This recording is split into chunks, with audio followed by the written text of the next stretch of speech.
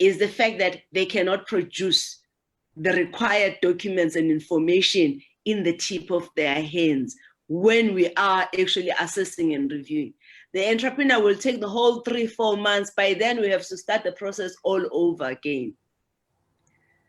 And other entrepreneurs will come and complain and say, Precious, I don't know whether I'm making profit or loss. All of it is relating to you understanding what are the issues relating to compliance and how to comply with it. If you're compliant, you will not even begin to ask those questions. So all I'm saying to you, the bottom line is the problem we face as entrepreneurs are not about the problems, but is our inability to respond to them. We don't know enough about the problems we want to solve. Now, as I said, the cost of this, the cost of not doing it correct. And 1 second, let me just do this. I think I forgot to do this. 1 second. So that you can see my notes instead of seeing me, which I don't like. Gee, there we go. Please indicate if you can see this or not see it, so that we can fix it. We're such a small group today, so we shouldn't have. Sonta, there's a small tiny problem. It's not allowing me to share. Can everyone see the screen? It's a black screen. It's a black screen. This document has not been shared. Okay, I am sharing it now. In my system is showing shared. Okay. Okay, you can see it. Great. Yep. So you can produce relevant reports to the records are in a mess. And those are the costs. You're unable to instill the culture that enable you a growth in your business. And that again is because you actually have not done the fundamental things to make sure that business is ready for growth, is ready for sustainability. As I said, others, they have no idea whether they're making profit or loss because they're not measuring performance. But if they were doing things that are required by compliance, they would have known. Because by the way, financial statements is one of the requirements by Companies Act.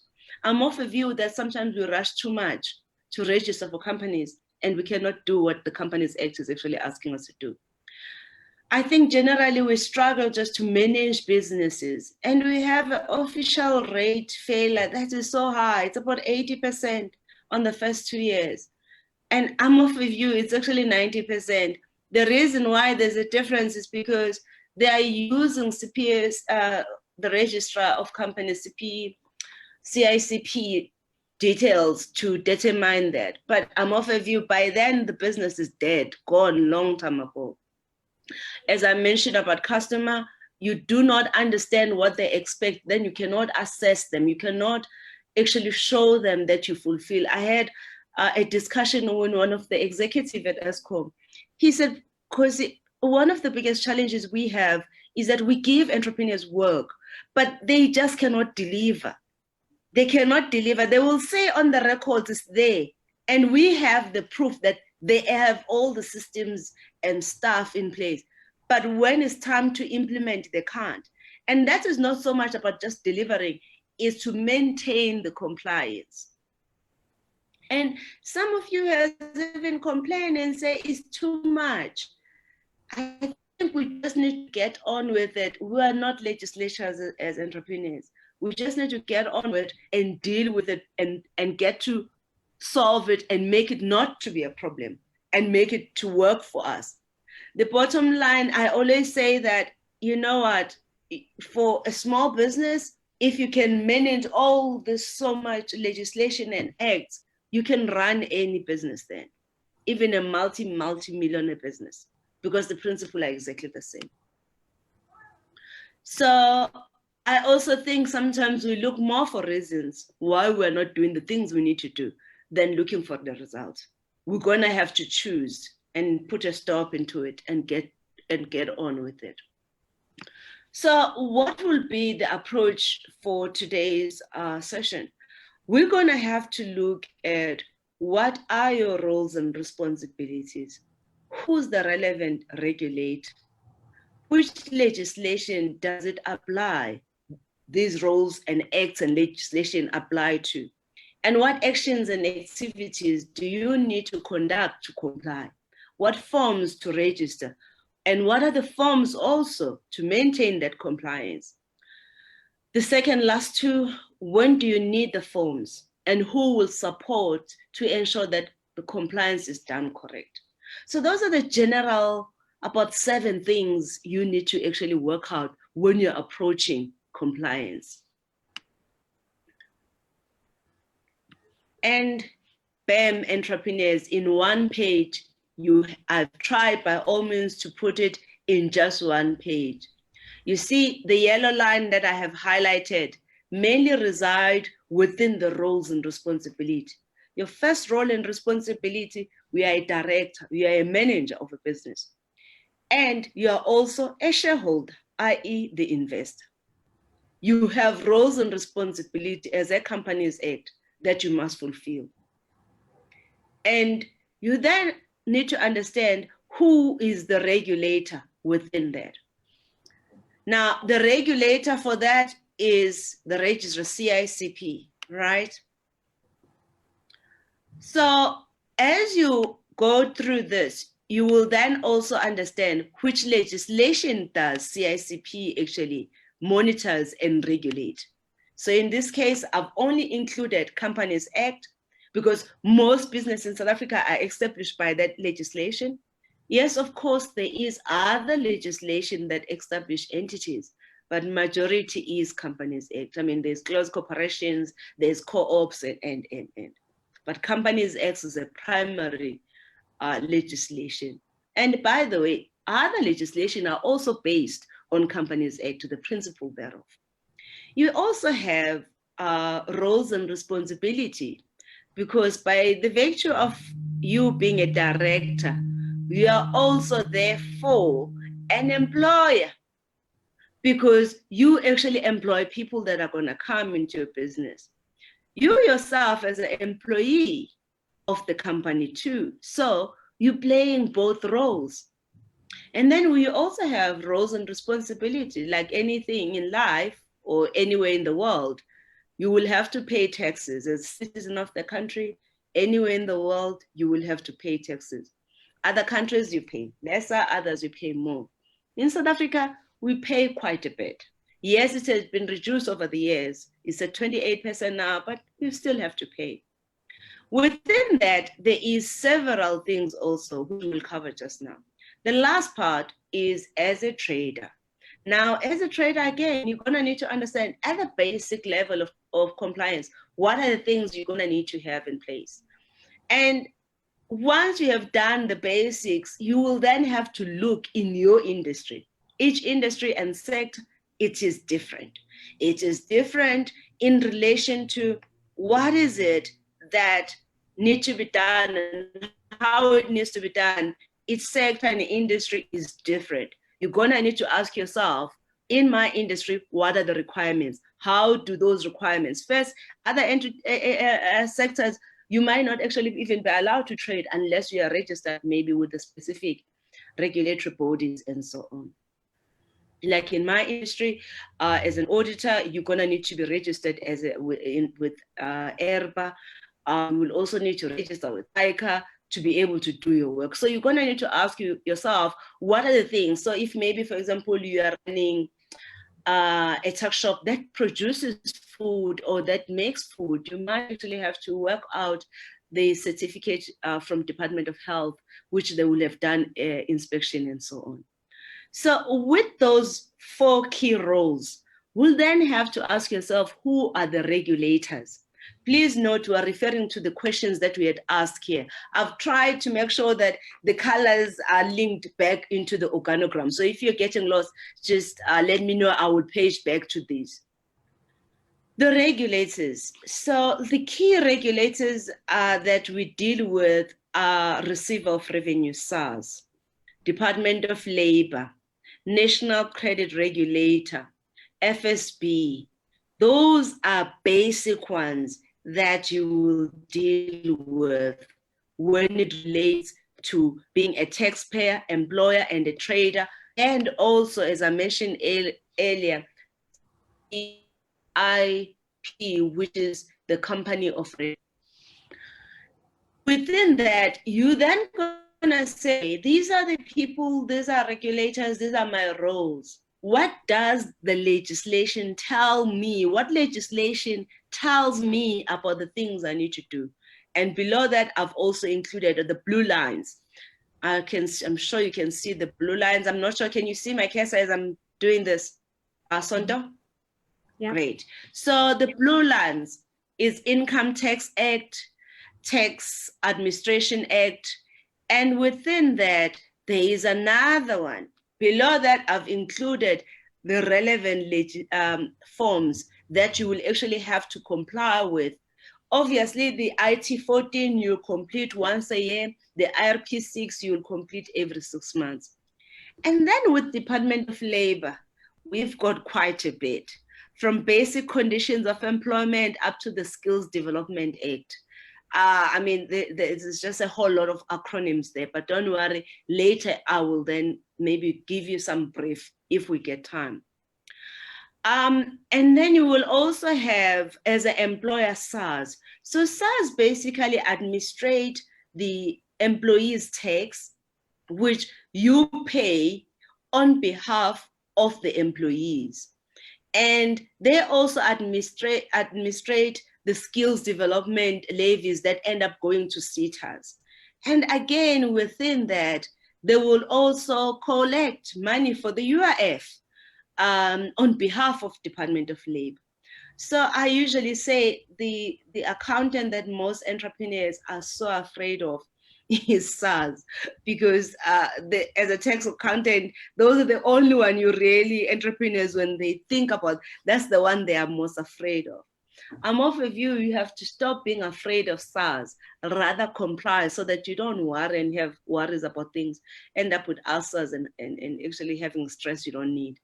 Once you have done this, you will do once and build up systems from it. And the role of why we're here is to show you how you will actually do that. And then the one is about the trading is mainly focusing again on your terms and conditions with your customers and also with your suppliers. There is several legislations again on that one. And those legislation as an act also include regulations, relevant regulation, and that apply in all the acts that we are mentioning here. And that's the picture of what compliance is about.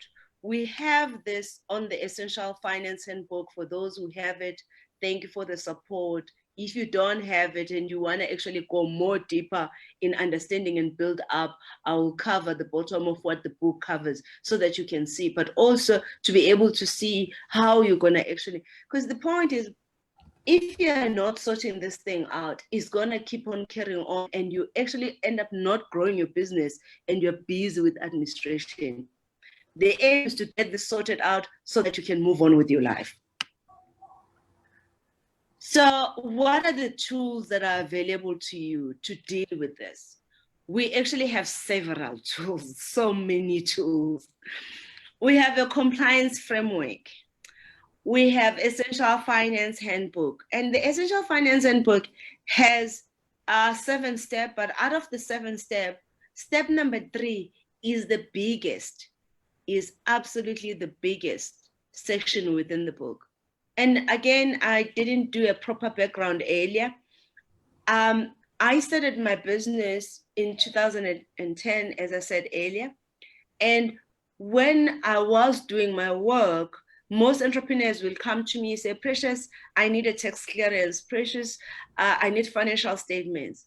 But half of the time, when I was starting to unpack what are the issues and stuff, it was clear that entrepreneurs did not understand what are their obligations, whether as an employer, as a trader, or even as a registered entity. So, and I got so frustrated because then it made me to actually work more and also keep on repeating myself on saying, no, these are the documents you're going to need to put in place for you to have financial statements. These are the requirements the legislation requires you. Because again, other entrepreneurs have employed people, but they themselves have never actually been in a senior management position to be able to be making those decisions. So we're going to need to actually really look at the problems we're having in our business and start building capacity relating to the areas that we're actually falling short, so that we are able to deal with it. The failure rate is just unacceptable. It doesn't contribute to the country or into the world. You're supposed to be focusing on bigger things than just dealing with compliance. So we're gonna need to figure this out. So the book is based on the principle, understanding what legislation affected, understanding exactly what are the things that you need to get started on it, what forms, as I had mentioned, but what documents need to be kept and how long those documents need to be kept. The last part I included, when you're not complying, what are the penalties and interests relating to that? So that it allows you to be able to see what's the risk, what's the financial risk into your business. Most businesses, sometimes it's not even so much about financial risk, it's about the reputation. The reputation, I mean, we have so many stories relating to this.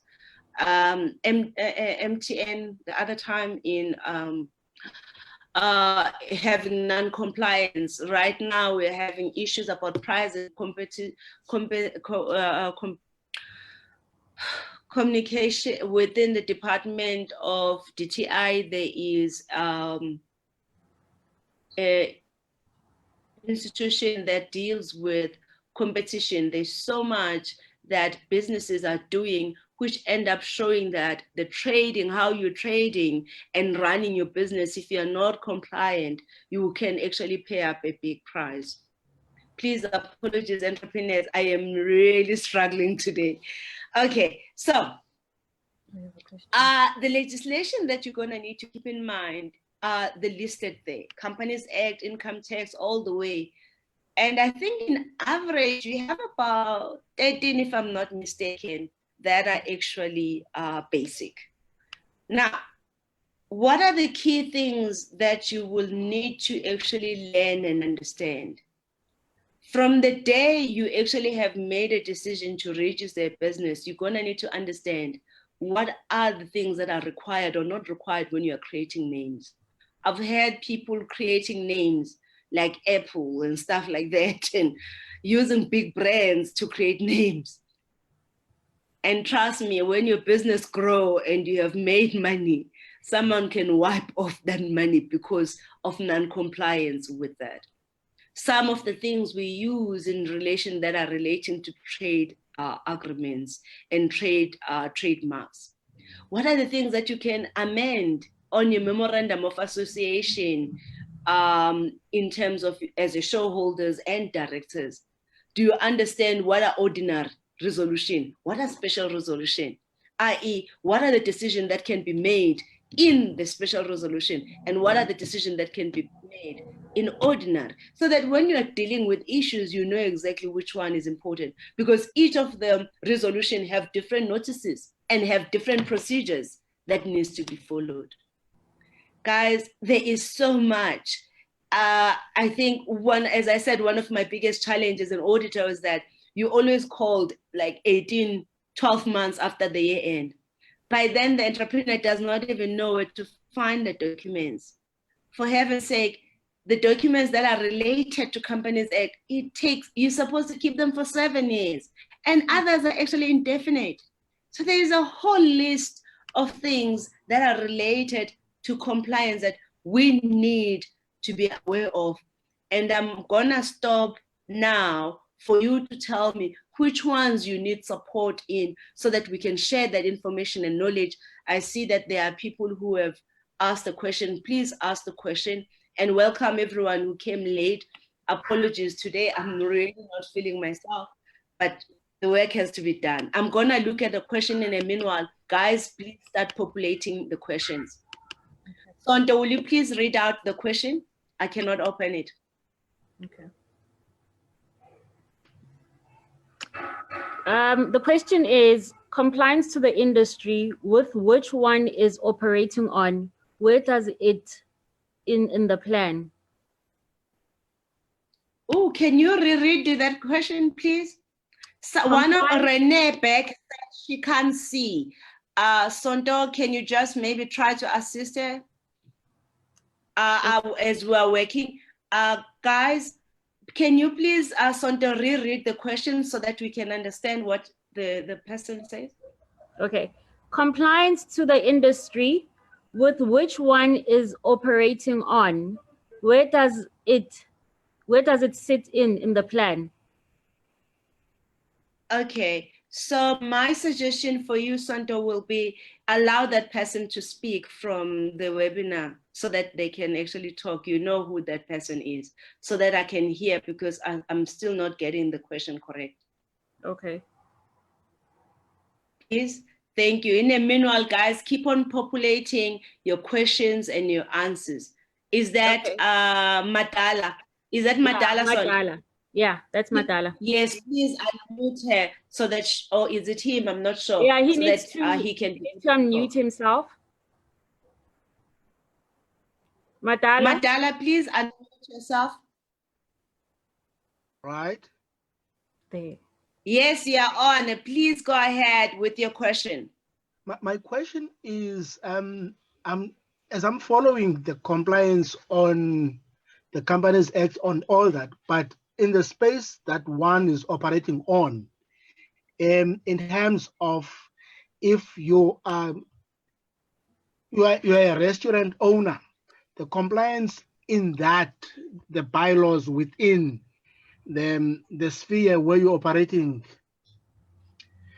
where does it come in this plan? Okay, so maybe let me make a follow-up question. Let's take you saying you have a restaurant. My question that I will ask you will be, have you registered your company in Pretoria? Yes. Okay. And your company is at the end of the name of your company. Is it a PTY Ltd? Yes. Or a closed corporation? It's a PTY Ltd. Thank you. Okay, then I'm going, Sonto, would you please unmute him? Mute him now. Okay. So, Madala, you have registered your business with the registrar of companies. Right. And when you're doing the registration, you completed something which is called Memorandum of Association. Mm-hmm. That document allowed you, it's called a founding document. That document allows you to do certain things. By you signing and saying my company ends with PT, you automatically have to comply with Companies Act. Okay. And the compliance with Companies Act is one, you must produce financial statements within 6 months after the financial year end.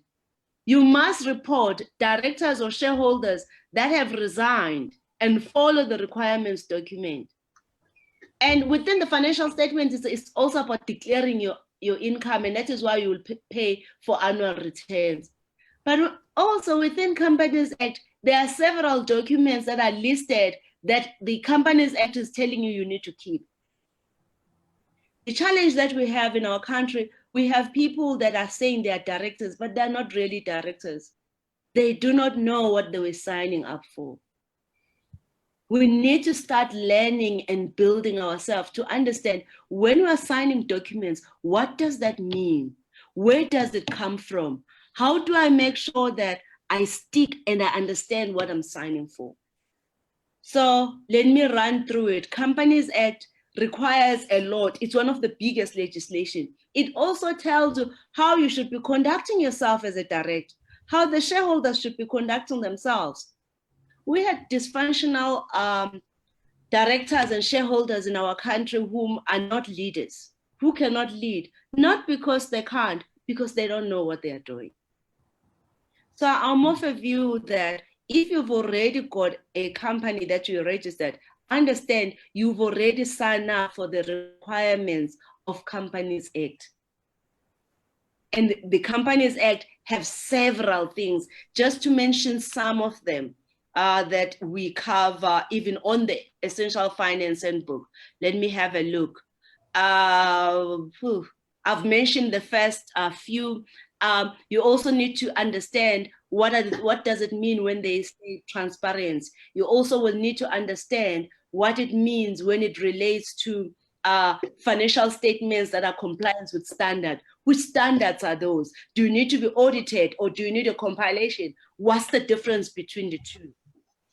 I hope I'm able to answer you at the Companies Act without going to your industry, which will be in hospitality or restaurant. Now, when it relates into the restaurant, yes, there will be bylaws, but the laws that you are talking about are at the local municipality level. They are still not at the industry. They are still not at the country level. So as a restaurant owner, one of the requirements will be where you're producing the food, it must be a safe place. It's a requirement by Department of Health. So Department of Health should be able to issue a certificate. Again, there are several regulations relating to that. Because it's a restaurant, it's got a lot of occupational issues, hazard, and. You're also gonna need to look at what Department of Labor is expecting from you as an employer who employ people who work in that restaurant. And these requirements apply if it's you, because the role you play in your business is separate. You play a role as a director, a role as a shareholder, and a role as an employee of the company. Because as a director, it's just being a manager. So I hope I've been able to answer you. If I haven't, Sonta, will you please read the next question, please? Okay, the next question is from Fatima. It says, hi, Precious. Where will we find the customer rights? Should we factor this into our policies and procedures? Yes. I'm so excited. Someone is really looking at implementation. Oh my goodness. Yes, you see, the fundamental customer rights are currently on your, the legislation is called Consumer Protection Act. Consumer rights are sitting on a legislation called Consumer Protection Act. That legislation will tell you what are the key fundamental rights, but you will also be able to, when you look at them, is how you want to be treated yourself. You then ask yourself, okay, how will I make sure that the customer rights of my customers and the people that I am serving is protected? And you can look at it from your policies to your statement of your code of conduct for your employees, to the statement of what, a certification of what, of service. So it could be anything. But you're going to need to ask yourself, in my processes on when I deliver the product, develop the product, whether it's a service or a physical product, what are the things that I will make sure I comply with, and what do I stand for as my business? This also talks to the branding, the positioning of your product and service.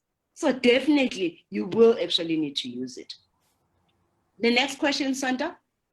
That's it for now. Okay, I saw that there is someone who's putting stuff on chat. Okay, Renee is sorted. Thank you so much, Renee. Okay, perfect, great. Okay, guys, just remember, use the chat space for any admin issues that you have, but don't worry too much that maybe I'm going through information too quick. We will email you this, and we will also even include the links for you to start really dealing with these issues and stuff. So let's have a look. There's another question, Sonta. Okay. What are the penalties if you fail to produce financial statements for years? That's the first one. And then the other one is, what are simple ways to learn compliance and administration of business as a beginner? Okay. Can we start with one question at a time? So as I said, I'm struggling today. Sorry. Okay. So the first question, please. The first question is, what are the penalties if you fail to produce financial statements for years? Okay. The one that happens immediately, they deregister your company. And when you are operating and still using that company, it will be illegal. What they are planning to do now is start registering directors that are called delinquent. I'm sure you've heard about that word, delinquent directors, so that people cannot keep on doing the same thing, because there are lots of people who keep on getting deregistered because they've not complied, and they start another company and start another company. So those are the first two penalties. Any person whom you operate with under that same name can also sue you at your own personal capacity. Again, that is covered within Companies Act. It's considered as being reckless trading. Let me see if I can find some specific legislation relating to that. I mean, section, it's gonna be messy, but I can actually even share that.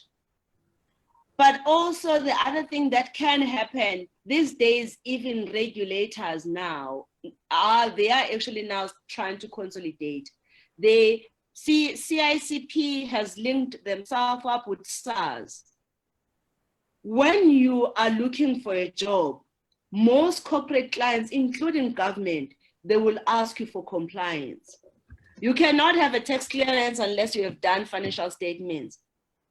And if you have a tax clearance without financial statements, you basically have lied on the application for tax clearance by saying the business is what is not generating any money.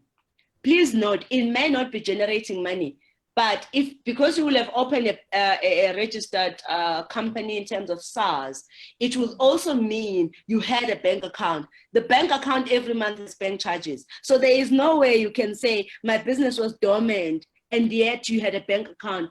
Bank charges should be going through. So it's also, again, people just not understanding and thinking they're gonna get away with it. We don't have strong regulators within Companies Act. I mean, they've been a mess. It's only the last few years that they're starting to jack up certain things. We're still of a view that they're gonna have to deal with bigger fish. I mean, there's so many bigger fish that have got away with more money than we have as small entrepreneurs. So, but the aim should be for you to say, okay, for my small business, what do I need to comply with? How do I need to comply with? So that you don't let that to be a hinder to your development and your growth. But also so that you get over and done with. So if you are making mistakes, make mistakes while you are small, so that when you get bigger, this is not an issue. The next question, Santa? The next question is, what are simple ways to learn compliance and administration of business as a beginner?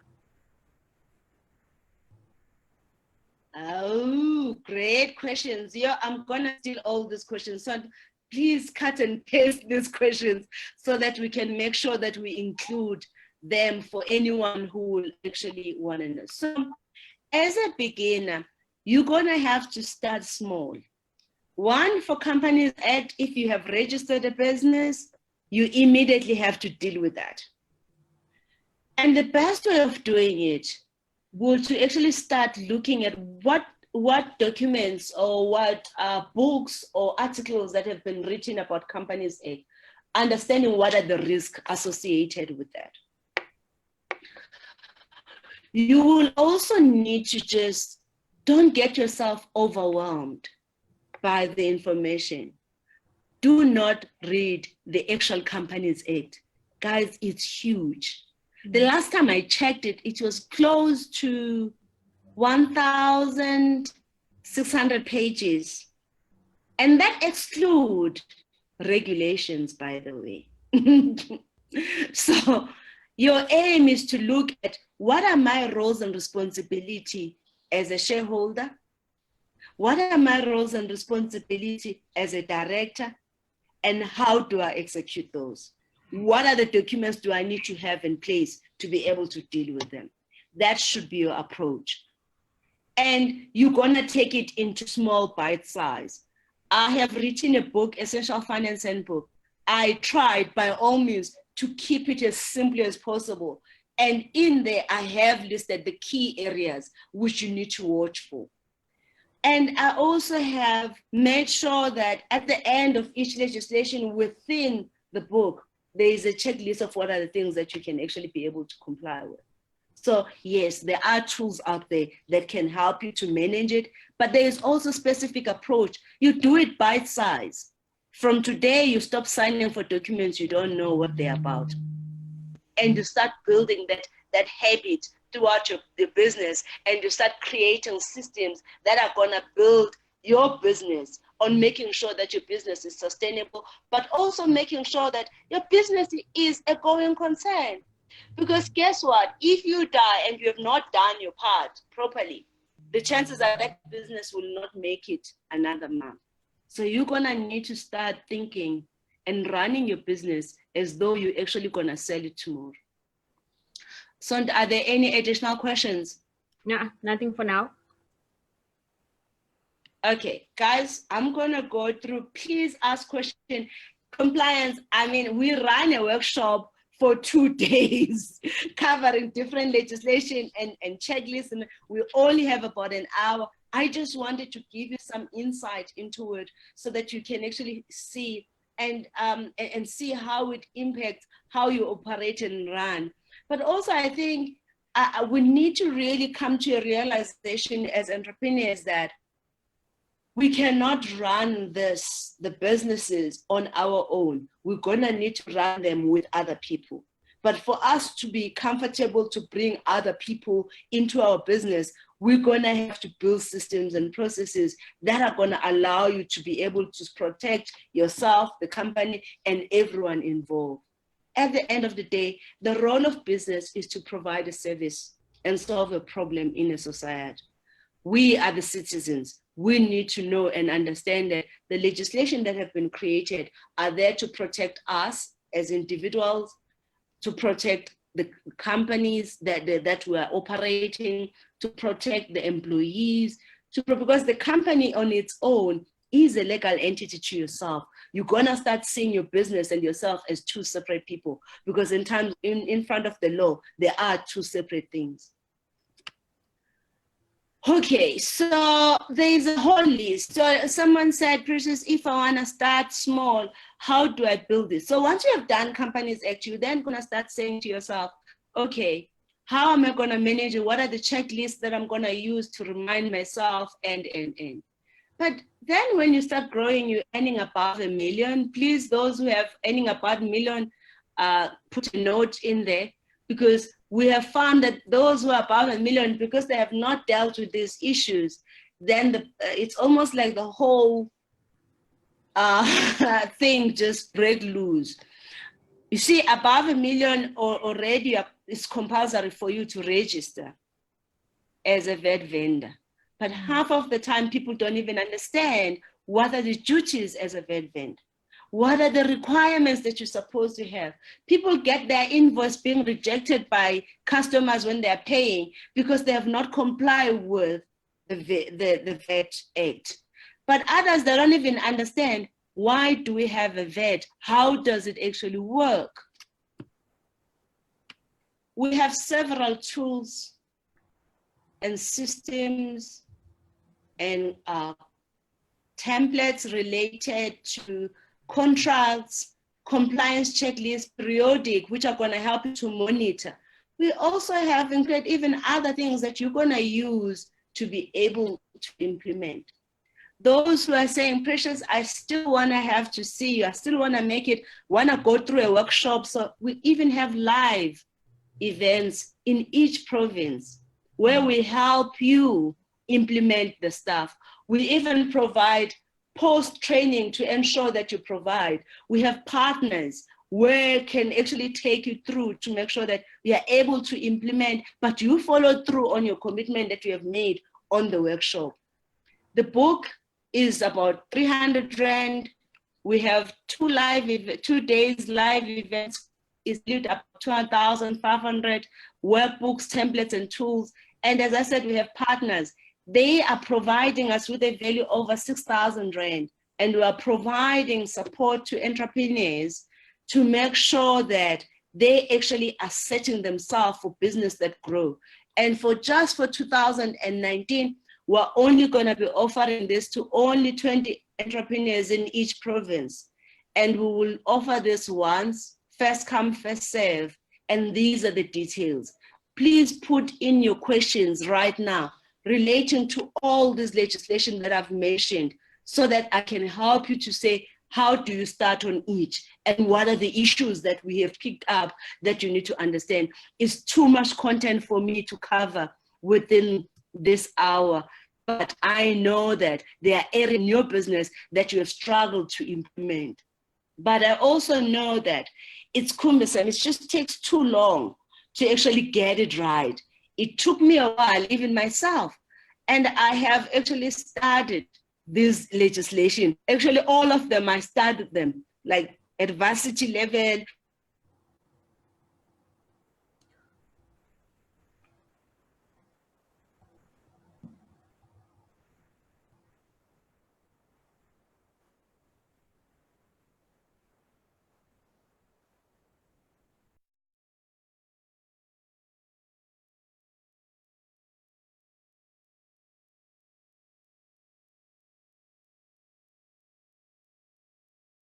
So guys, I lost you there. I lost you there. Okay, sorry about that. The connection just like, it's not so stable. Okay, guys, any question? Come on. Why are you here? Why did you felt you needed to actually hear what this is about? Please talk to us. There is question. There's Fatima. Hello, girl. Papers and people that I don't. Okay, so what are the questions? We don't have any for now. Okay, the Fatima is asking, where will you find customer rights? Okay, we've already answered that. And should we factor it into policies? Yes, that has already, Fatima has already been answered. Penalties, yes. Is any person who has other questions? Nothing so far. Pearl is asking, can we make the recording available? Always, we're gonna load it on YouTube account. Please go there and subscribe, and please share. Make sure your notes, we will also share these notes. I will add more based on the questions you have asked. Please ask the questions. Okay, question from Fatima. Yes, I've already, I thought I did answer it, that Consumer Consumer Protection Act, and it does, the way you will apply that legislation is to not just on policies, but it will talk to your service level agreements. It will be talking to terms and conditions and how your employees should be treating employees. I think I had answered that. There's another one. She's asking, when does one register for COIDA? Okay.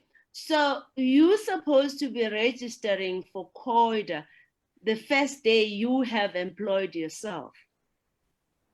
Remember, we are the first employee of your business. COIDA, the role of COIDA is to make sure that it's an occupational legislation.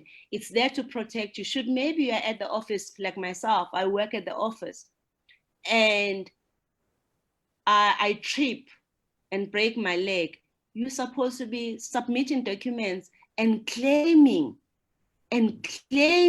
so that, because you are covered, is part of the requirements. But also you're supposed to be declaring every year to tell Department of Labor the number of employees you employ, the salaries you are paying, and you're supposed to do annually.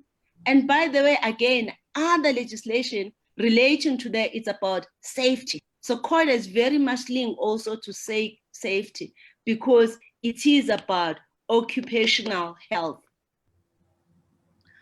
So you have to register for COIDA because you are the first employee into your business, to make sure that you are protected. By the way, with COIDA, what happens is I used to audit COIDA branch office of Department of Labor. You will complete the form. The practitioner or doctor who had seen you will then certify. So I was explaining that I know that the more sad that entrepreneurs, you are right, are not aware of this, but they pretend as though they know, because we're so used of doing the wrong thing. And because remember, there's no accountability. We are both shareholder and the direct. So I want to go back to Pepsi, right? Mahomale. Yo, because I'm not reading your name right. To manage compliance, you have to have a checklist. That's the best way of managing compliance. There is no other way other than using a checklist. But for you to have that checklist, you're gonna need to know what needs to be done, when it needs to be done, which documents are required to support that yes or no. So I'm of a view that as you're building up, you're gonna need to get hold of this information, build it up so that you can start building businesses that are sustainable. Guys, please pose questions. I have no questions here. Come on, why are you here? What did you wanna learn so that I can cover that? Because as I said, there's more than 17 legislation that will take me 2 days. So I thought, let me give you some sort of an executive summary of what is covered, but then I'll tell you which areas maybe you will need to focus on. There's a question from Fatima. Yeah? Fatima is asking, can the lack of registration affect a tender when you submit a tender? I see it's asked on compliance side of tender.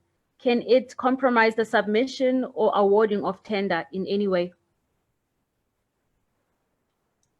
Okay, so if you have not registered a business, you're gonna need to be transparent to say that you have not registered. We are operating as a sole provider or a sole proprietor. There is nothing wrong with that. It's just that in most cases, companies and government does not want to deal with, are not operating on the company. They generally say the risk is also higher. But you also need to ask yourself, go back to that customer and say, what are your requirements? And comply with the requirements. I know there are certain businesses, even government, that will not deal with an entrepreneur that is operating at their own personal capacity. So on to the next question. She says apologies. She was referring to the COIDA Act. So she's referring to COIDA. So within COIDA, if it's on the checklist on the customer side, they might actually even ask you to produce the certificate from COIDA. So you're gonna need to sort it out.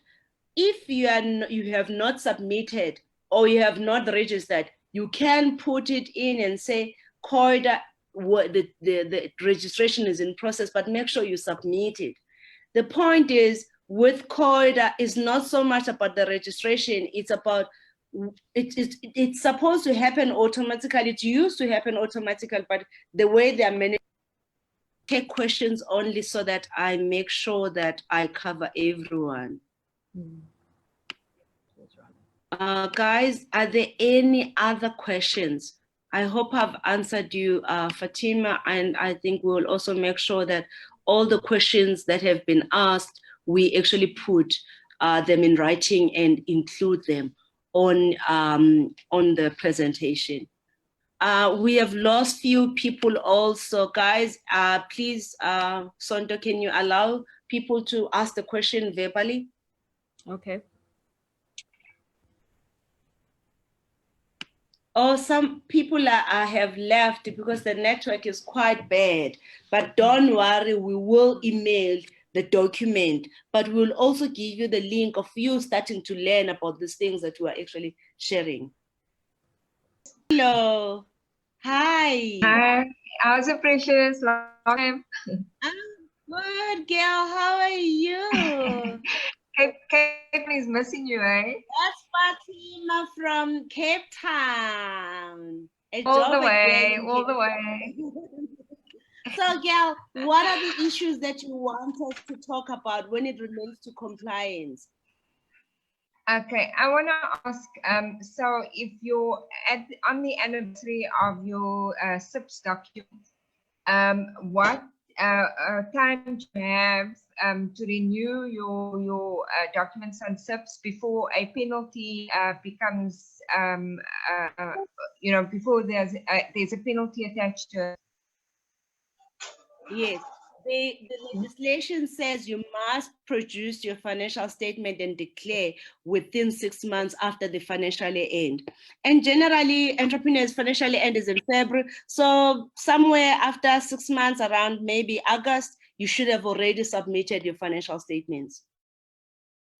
Okay, so if my anniversary was the 1st of August, I won't incur penalties until after the financial year, which is in February 2020. Yeah, until your financial year end. Remember, financial year end is different from each company. Other company will have different type of dates and stuff. So, but generally in South Africa, it would be February, because February in South Africa is the year of assessment.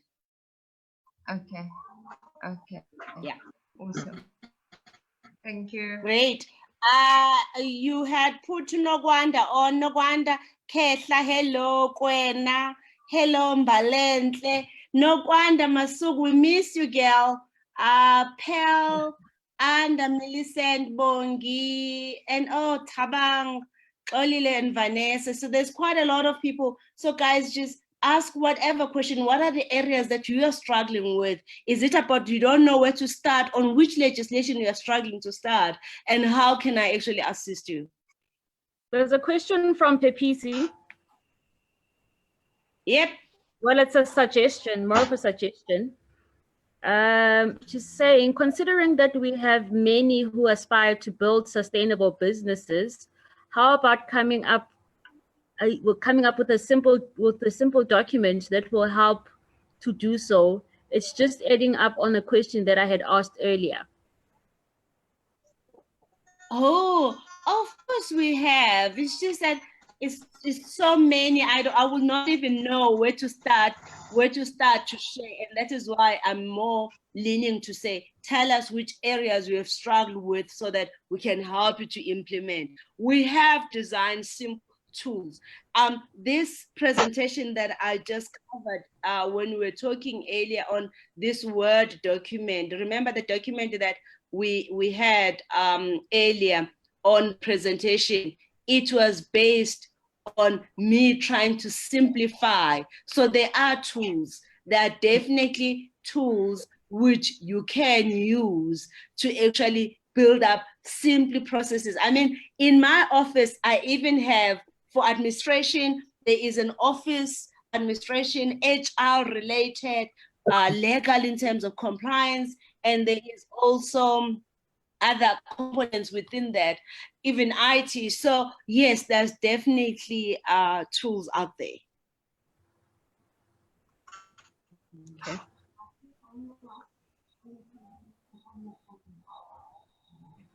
Guys, which areas do you need support? Because I would like to include those items even on the tools for today. But as I said, it's just too much. The information is too much to send. It's gonna be based on what are the current challenges you have in compliance. How can we make and help you to implement the thing that the legislation is saying you need to implement, and what are the templates that are simple to manage and understand.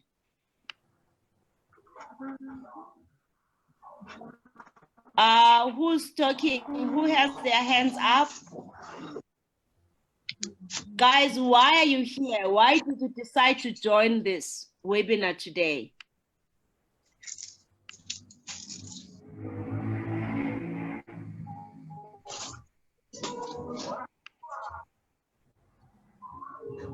Hi, Ketla.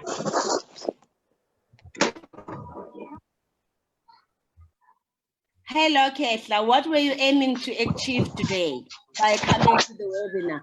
What help do you need? Sonto, I think Pepsi has a hand up. Will you please allow her to talk and switch off Uketla, because Uketla is not responding. I'm not sure if he's got a connection problem. Okay. Hi, hello, Precious. Hello, Precious. Hello, hello. Hi, Yes. Ketla, how are you? It's Pepsi. Hello. Is Pep? Oh, okay. In my screen is showing as Ketla. Yo, I'm doing my own thing here. Okay, who's speaking? I think Ketla is speaking. Okay, now Oh, is it Ketla looks speaking? like Hi. now it's me. It's me. It's Pepsi now. Let me go ahead and ask my question. Pepsi is he? Please go ahead, bro. It's Pepsi is he. he. Nice to Yes. meet you. It's a different name. Yes. Just he has a soft voice. Hello, Precious. Oh, okay, please go ahead. Hey, Pepsi. Yes, we're here. Now we can hear you. Go ahead. Okay. My my understanding is that for a person to make it in the land of entrepreneurs, I think one needs to be more like an all-rounder. That's my understanding. So now, what are the risks of outsourcing the admin part of your business? Maybe take, for example, from my side, I'm doing more of operations work. Then I decide that, okay, man, let me just take this thing and give it to the auditors and give it to the people who can assist me in terms of business administration. So what are the risks of outsourcing that? Perfect. Thank you. Great question. So, Sonto, will you please then mute him? Thank you. So, like anything in contract management or performance arrangement with any business, there are risks associated with any relationship or any arrangement that you're gonna have. Sonto, when we sent this link for the YouTube, please include the strategy, because they will see and see what are the things that I think needs to be outsourced. There are certain things that you do need to outsource in business for you to focus on operation. And that's the best approach, because you don't want to get yourself to actually worry and be tangled in things which you are not a specialist in. So I generally say areas which we used to call them corporate services related service, those should be actually immediately be outsourced.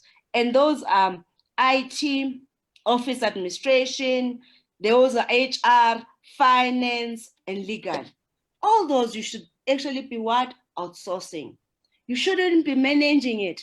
Somebody should be managing on your behalf. Because once that is managed, you then can focus on business development and operations. So outsourcing is good. Actually, that is what I recommend, that you should just outsource it. The challenge that I have is that you need to outsource the stuff you know. Outsource the stuff because you know what you're outsourcing. Come and manage the service provider when you don't know what they're supposed to be doing. You can't manage stuff that you don't know. Even if you have employed a specialist, you must have an ability to monitor that specialist. Also remember, in our legislation, for example, even if you have decided to delegate the responsibility to that specialist, as a director, as a manager, you will still be held responsible. You will then have to sue that person because you have been sued. So you cannot therefore delegate something that you yourself do not know what it is, how it actually works. So it's important that first understand what is it that needs to be delegated, how will you manage it, and put systems and processes on how you're going to manage the service provider, put performance indicators, structures that will allow you to be able to see when things are done and when things are not done. So that will be my answer on saying that there is always risk. But I think the risk of trying to do it yourself is even higher, because then you take the time that you should be focusing on your operations and business development, but now you're focusing on stuff that you don't even have a clue about. And you're gonna need to make sure that you build yourself and system and the proper contracts, which will allow you to be able to hold the service provider accountable. I mean, I've seen this so many times where a client will come and say, Precious, this person said they are an accountant and they did this and that. And then I will say to them, okay, no problem. Which professional body are they registered with? Can you show me the books that they've prepared for you? Most of the time, you don't even check if that person can they do what they are saying they can do. So again, all that information, I also have tried to make sure it's on the training program, but also it's included on the Essential Finance Handbook, so that you can be able to read for yourself, understand what are the services, the book is close to 90 something odd pages, if I'm not mistaken, or we cut it at some point, but the information is out there. Most of the time, the entrepreneurs are not aware that those are the questions they're supposed to actually ask. There is a question from Anda. Thank you so much, Anda. I hope we have been able to answer that question relating to outsourcing. Anda, Ketla is also struggling with the network. We will no problem. Okay, so, and Vincent is asking, is it compulsory to register my employees for Provident Fund, and which institutions can I register them? Okay, so a Provident Fund is a benefit. In your business, you need to determine, do you have benefits that are gross, everything is included, or are you gonna have different sections of different type of benefits? Remember, basic conditions of employment has already outlined some of the benefits, the leave, different type of leave, study leave, annual leave, family responsibility leave, those are still benefit. They are automatically also included as your cost to business. So no, you don't need to register your employees for Provident Fund, but they can take Provident Fund at their own personal capacity. You can actually also, your aim actually, Millicent, is to try to reduce the administration when your business is still small. So by reducing it, it means you have a cost to company salary structure, instead of having a cost to company that includes different type of benefits. Because by the way, you will be the one who's responsible to administrate that Provident Fund administration, and talking and getting the service providers and working with them and all that. I'm of a view, rather leave that to employees. When you're well established, then you can build those benefits. Ketla is struggling with network, but he's following up on COIDA. Can I register myself as a company director with COIDA? Remember, COIDA as a legislation is registering your company, not you, the company. But within the questions they ask, they will ask you about the number of employees, they will ask you about the directors you have, and. So I am saying that you are registering a company, not register yourself as a director. Your company has to be registered, but within that declaration, you will also say directors are these people, this is how much they're earning. Our employees, and in other instances, I think depend on other industries, they will actually want you will need to know which code. And the commissioner also tells you for that industry, this code, because each industry has different risk. Fatima has a question. Please allow her to talk. I'm trying here. Hi, Chris. I just want to ask, the occupational health and safety compliance, is that, is it a requirement for all businesses? How would I know if I should comply with it? Okay, great question, Fatima. So I'm not sure even where to start, because this is just so first of all, there is occupational health and safety, which is a separate legislation, but there is also the compensation. COIDA is a compensation for injuries, basically. So those are two separate things. But the way it's supposed to run is that you need to comply with occupational health and safety regulations. In our training on the workshop, we give you a checklist of the things you need to do. These things, they range from having like a fire extinguisher, having a medical box. This includes how you actually will need to arrange things to make sure that the environment is safe. And I mean, I remember when I was implementing it in my business before Department of Labor came to do the inspection, I also had to change even the chairs I had initially bought, because the chairs I had bought before at Macro, I guess they were cheap, but they were actually breaking. So I had to change the chairs, because then it's an occupational hazard. It's not safe, because people can fall on them. There's a whole list of things. I remember also I had to buy and put aircon, because the side of the office is at the south of the house, which means the sun actually set on that side. It ends up being very uncomfortable and hot.